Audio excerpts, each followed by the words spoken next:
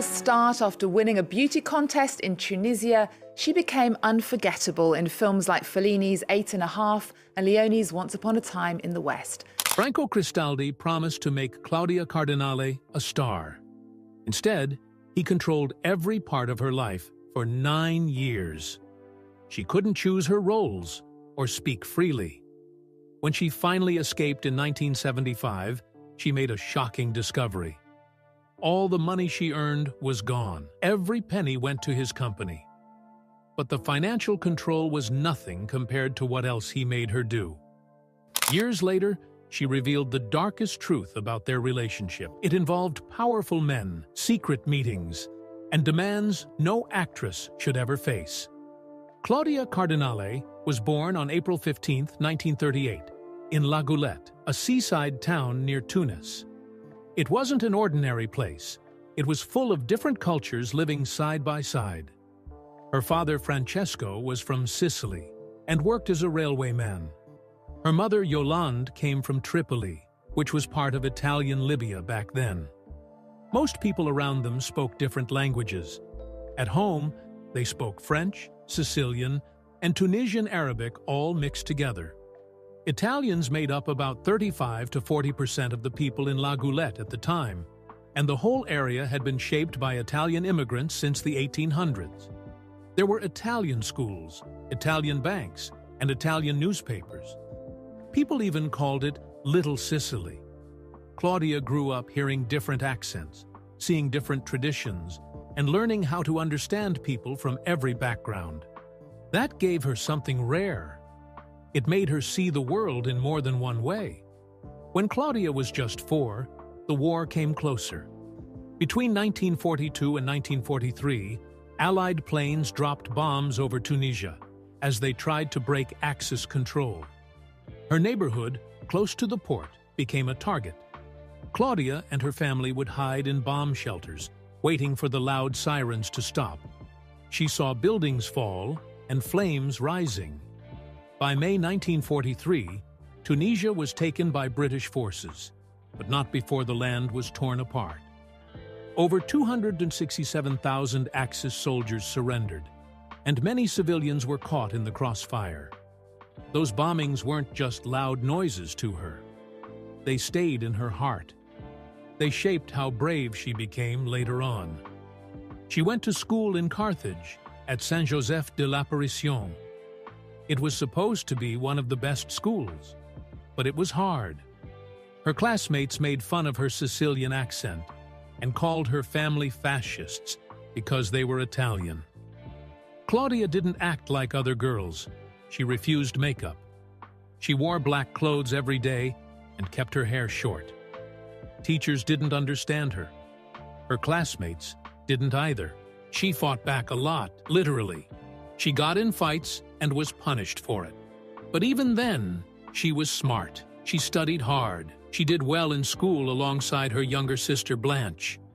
All that pain she felt, all the rejection, gave her a fire inside.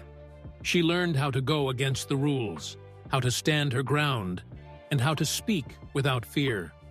That became part of her, both in life and in every movie she ever made. Her family didn't have much money.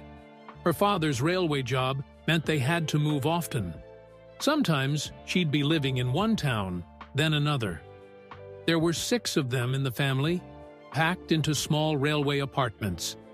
Claudia often had to share a bed with her siblings. To help feed the family, she worked in local markets after school, selling vegetables and translating between Arabic and French. Her mother did laundry for richer families and took in sewing work to make ends meet. Even though Yolande's family once had a shipbuilding business back in Trapani, that wealth was long gone. Claudia didn't grow up with fame or comfort. She learned to survive and adjust.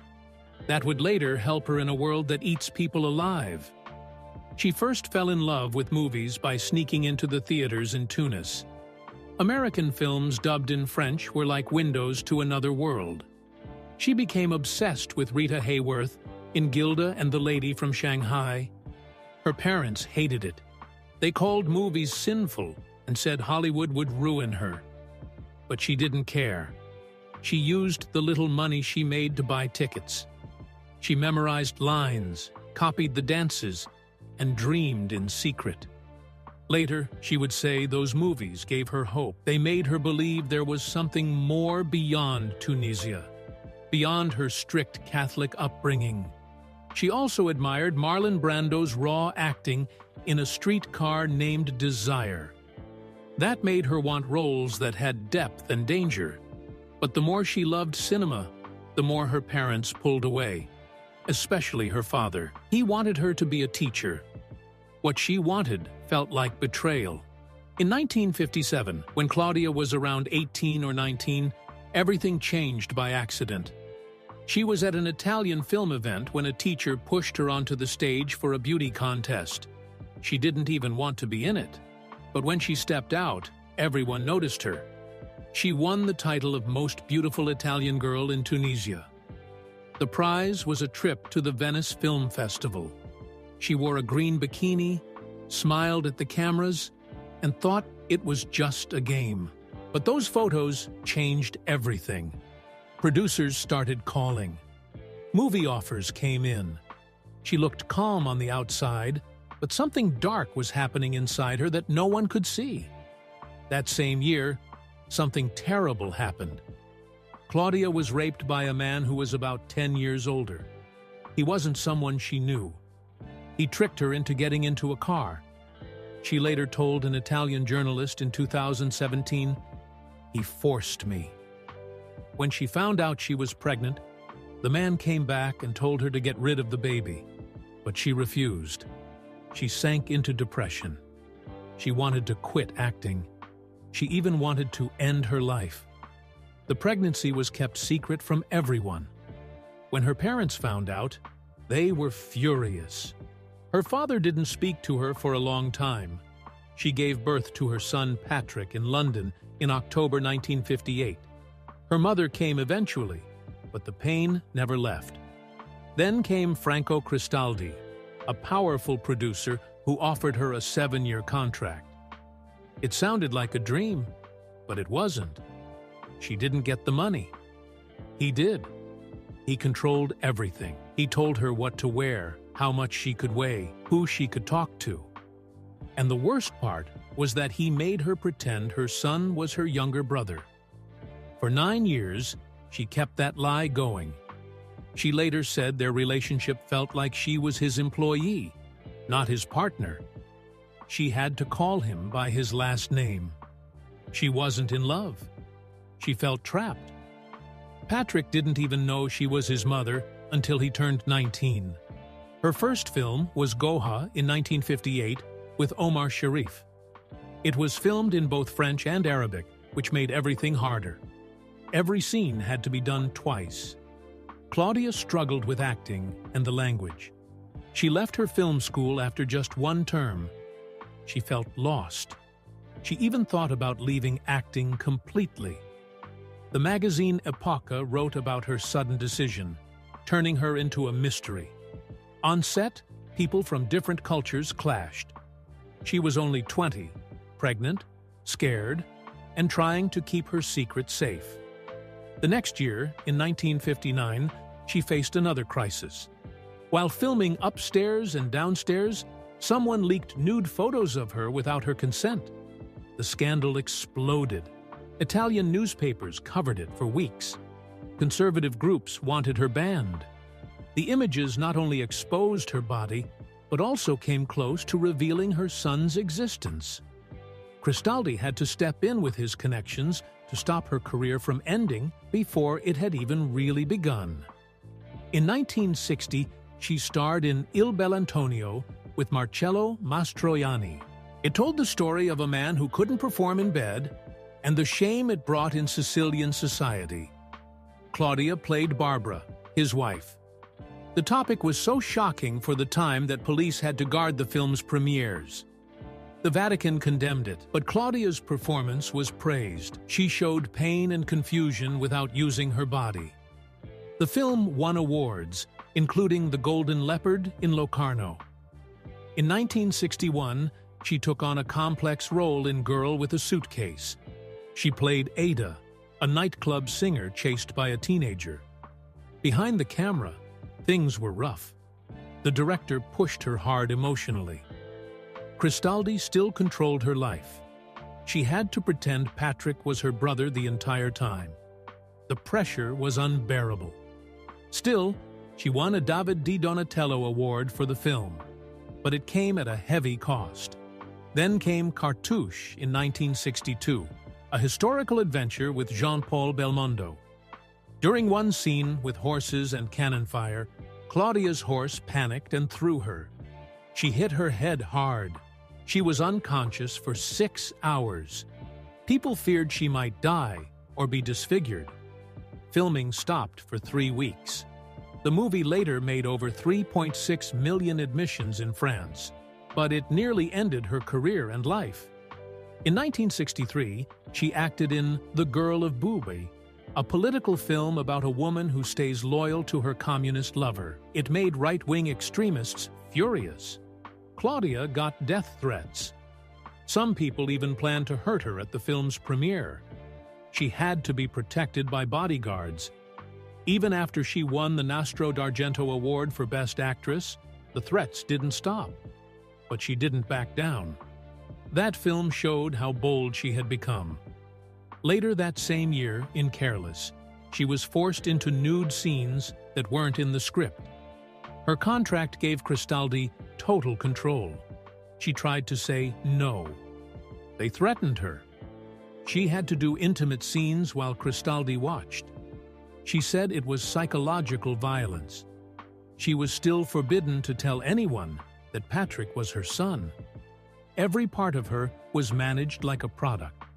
She later called it the worst time in her life. In 1965, things got even more controversial when she starred in Vaghe Stelle dell'Orsa. It wasn't just a normal drama. It was about a woman who rekindles a sexual relationship with her brother. The censors around the world panicked. Some countries banned it completely. Others allowed it, but only after cutting several scenes. The movie still won the Golden Lion at the Venice Film Festival, but the scandal followed her everywhere. People didn't know how to handle the mix of incest, grief, and family trauma on screen. During that same period, she was filming 812 with Federico Fellini, and while the movie became a classic, the emotional cost for Cardinale was brutal. Fellini used her insecurities against her. He mocked her heritage by calling her "My Little Tunisian," and used her real fears and background in the film's narrative.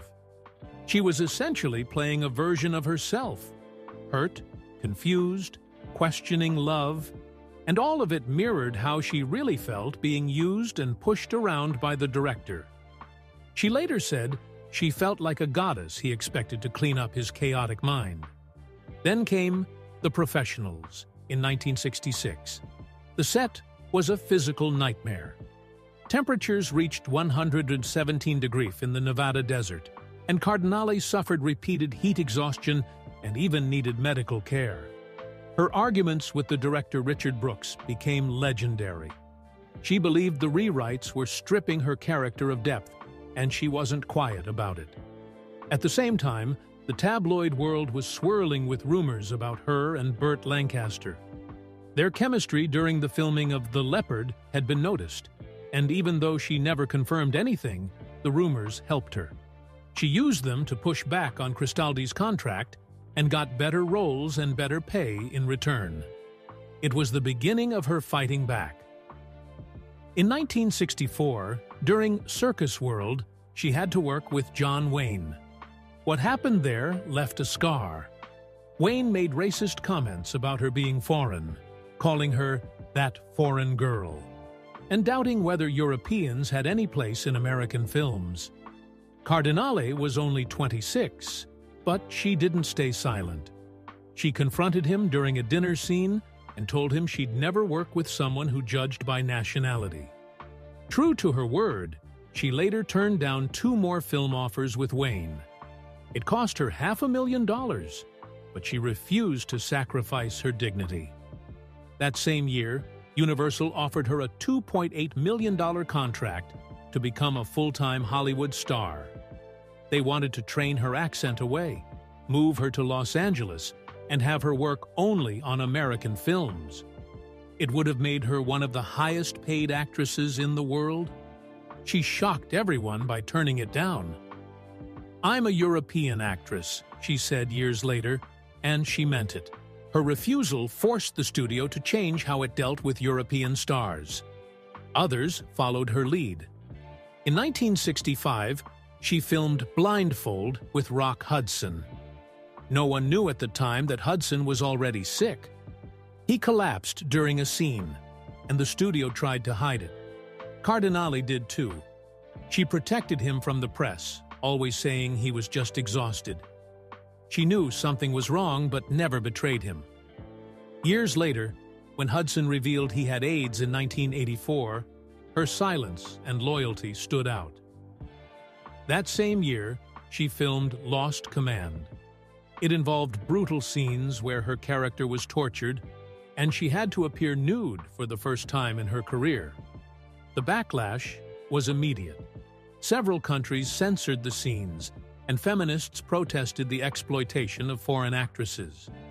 Cardinale regretted it, and later said nudity wasn't necessary to be an actress.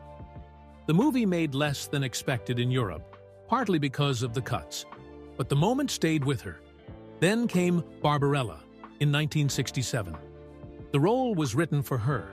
It was supposed to pay $750,000 plus profit share, potentially $2 million. But after Lost Command, she couldn't do it. The nudity, the sexual tone, it felt like too much. She turned it down, and Jane Fonda got the part. Barbarella made Fonda a star. Cardinale lost a massive chance at international fame, but she kept her self-respect. In Once Upon a Time in the West in 1968, she nearly died. The shoot in the Spanish desert was unbearable. The heat was over 113 degrees every day. The train she was filming with had a mechanical issue and almost hit her on the platform. She only got bruised, but it left her deeply shaken. In another scene, she had to do 47 takes under the sun in a 20-pound costume. She needed medical help for dehydration. Still, she called it the most beautiful torture of her career. A year later, she filmed The Red Tent with Sean Connery in the Arctic. They were shooting in the real Svalbard region, and it was deadly cold. At one point, they got caught in a storm, and the helicopter had to make an emergency landing. She passed out from hypothermia. They were stranded for 6 hours before being rescued. Her fingers and toes were frostbitten. After that, she refused all cold-weather shoots for 10 years. Around the same time, she filmed A Fine Pair with Rock Hudson. Tabloids faked an affair between them using edited photos. She sued one of Italy's biggest magazines for nearly $800,000 and won $200,000. But the damage was done. Her image changed. She went from being mysterious to being scandalous in the public eye. She later said, "They stole my privacy and my mystique for circulation numbers." In The Hell with Heroes, she ran into problems again. The director made inappropriate advances, and she walked off set for 3 days. The studio panicked. Rod Taylor even got into a physical fight with the director. Cardinale refused to come back until the man apologized in writing. She returned, but the whole experience marked her as difficult, a label that many women in Hollywood were given when they stood up for themselves. While filming Mafia in 1968, Real Danger showed up. The movie exposed Sicilian crime families, and the Mafia didn't like it. During the shoot, Mafia members came to the set pretending to be businessmen. Then her dressing room was trashed, and she received death threats. The director got warnings too. Actor Franco Nero needed police protection. Cardinale said, "We were making a film about the Mafia, while the actual Mafia watched our every move." The fear was absolutely real. In 1981, she made The Skin, and American veterans were furious. The film showed Allied soldiers committing violence during the occupation of Naples. Thousands of veterans sent her hate mail. Some even sent death threats. She needed police protection at her home for months. Burt Lancaster, her co-star, said the production was a disaster. Some NATO bases even banned the film. Then, in 1984, she played Clara Petacci, Mussolini's mistress, in Claretta. That stirred up even more anger. The film used real diary entries and showed Mussolini's racism and violent plans. Both left-wing and right-wing Italians protested. She received bomb threats, and protesters burned her effigy outside theaters. Vatican newspapers called her role pornographic. Mussolini's granddaughter called Cardinale a fascist. It was one of the most explosive performances of her career. In 2002, she returned to film with Jeremy Irons in And Now, Ladies and Gentlemen. The production was a disaster. The budget exploded from $15 million to $25 million. Rumors flew that she and Irons were having an affair. Irons' wife even showed up on set and confronted her, leading to a full shutdown. French tabloids accused her of spending $200,000 on plastic surgery for the role. The movie failed terribly, earning only $736,000 in the U.S. She said it was one of her biggest regrets. In 2009, she starred in The String as a mother accepting her gay son's relationship. The backlash was brutal. Conservative Catholic fans called her a disgrace. The Vatican newspaper even published a personal attack, but LGBTQ+ groups praised her, and she received awards in France and Tunisia. The film was banned in several Middle Eastern countries because of her presence.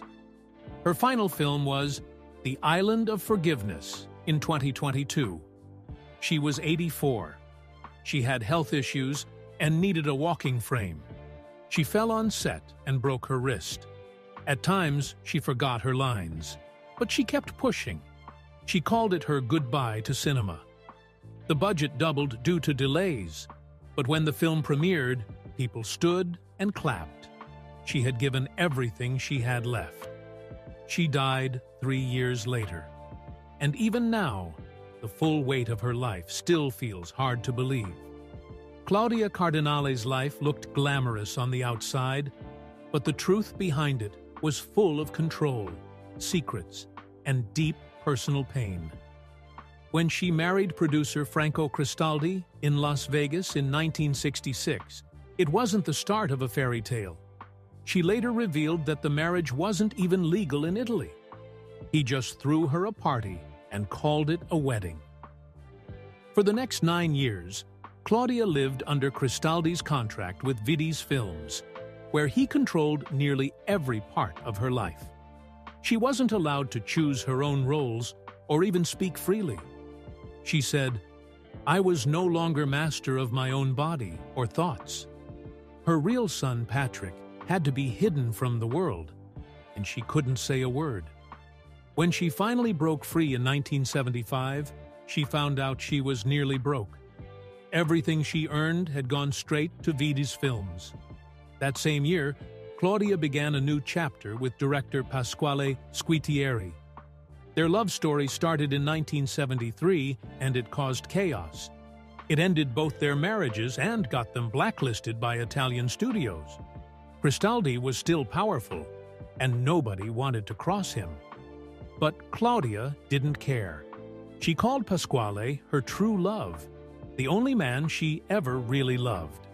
Their relationship lasted 42 years until he died in 2017. They didn't even live in the same city. She stayed in Paris while he lived in Rome. They had a daughter named Claudia in 1979, but even this love story had storms. They separated and reunited many times, especially in the early years. Claudia later said, "Meeting Pasquale, I interrupted a system that was built with and around me." But the most heartbreaking part of her life started long before either man. When Claudia was just 19 in 1958, she was raped by a much older French man. She got pregnant and gave birth to a son named Patrick. But instead of support, she was pushed into silence. Cristaldi arranged everything so the world wouldn't know. Patrick was born in London, while the media was told Claudia was learning English. He grew up thinking she was his sister, raised by her parents in Tunisia. This lie lasted 18 years. It wasn't until 1976 that journalist Enzo Biaggi found out and made the truth public. Patrick was devastated. The woman he thought was his sister was actually his mother. Claudia was heartbroken too. She had been forced to lie to protect her career. The truth caused a painful rift between them for a while. In 2000, Claudia was named a UNESCO Goodwill Ambassador for Women's Rights. She immediately started fighting against female genital mutilation, especially in North Africa, where she had roots. Her 2001 documentary, Cutting Traditions, showed graphic footage from Tunisia, Algeria, and Morocco. The backlash was huge. She was accused of pushing Western values and disrespecting traditions.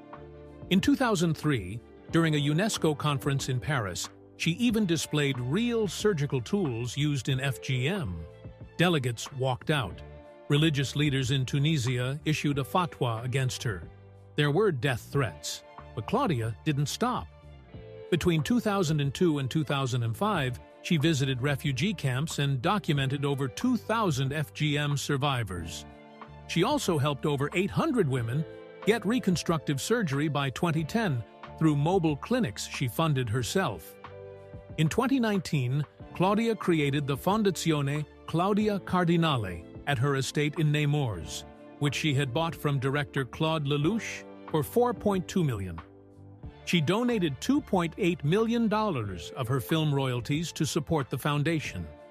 It was meant to help female artists, but the public didn't approve of how it was being run.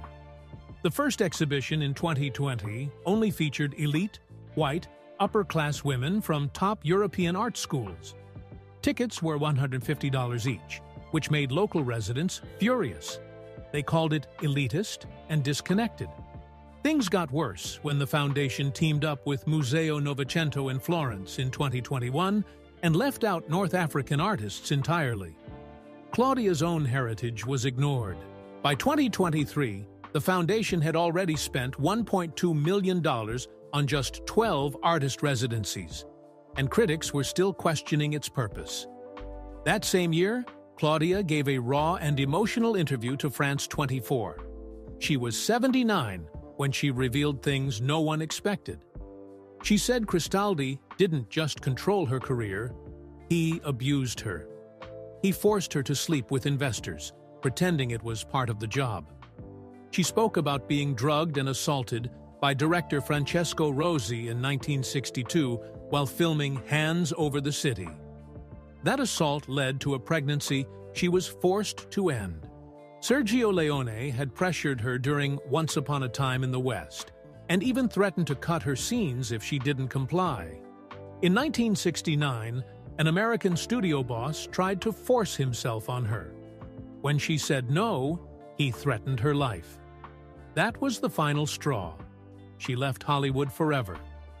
Her revelations led to new criminal investigations in Italy, even though many of the accused were already dead. Her physical health collapsed in 2019. A routine hip replacement at Paris's American hospital turned into a nightmare. She got an infection and needed 3 more surgeries. Over 18 months, she spent 247 days in hospitals and rehab centers. She lost 18 kilograms and needed constant care. During this time, she wrote a memoir titled The Price of Beauty, 400 pages of brutal truth about the film industry. It named 47 living people and included stories of rape, forced abortions, and financial theft. One chapter described a 1964 orgy with Oscar winners that was filmed for blackmail. Her lawyers warned it could trigger $50 million in lawsuits. She locked the manuscript in a Swiss vault and set it to be opened in 2040. In 2022, Claudia sold her villa in Sardinia for $15 million to Russian oligarch Alexei Fedorchuk. That triggered a massive tax audit in France. The property had been bought in 1978 for just $180,000. She had moved ownership to a Liechtenstein shell company in 2019 and routed the money through her foundation to claim $890,000 in tax deductions. Authorities weren't fooled. They froze $6.7 million in assets and accused her of evading $2.1 million in capital gains taxes. She eventually paid $3.4 million to settle everything in December 2023. Claudia spent her final years in peace at her Nemours home. Rumors said she had dementia, but that wasn't true. She was still sharp, even if her body was failing. Her children, Patrick and Claudia Squitieri, cared for her. She stayed involved with her foundation and continued helping artists and environmental causes as much as she could. On September 23, 2025, Claudia Cardinale passed away quietly in her Nemours residence. She was 87. Her agent confirmed she died of natural causes and that she was surrounded by her family. Italian officials called her one of the greatest actresses Italy ever had. Her death came just one day before a planned cultural tribute. No autopsy was done, and French privacy laws kept the medical details private. At the time of her death, her real net worth was around $10 million. Most of it came from her 150-film career and European studio contracts. Her biggest asset was her Nemours estate, which doubled as the home for her foundation. She had chosen to stay in European cinema, even though it paid less than Hollywood. It was never about the money for her. Her estate plan focused on culture and women's rights. That part of her legacy will continue through her daughter and the foundation she built from the ground up.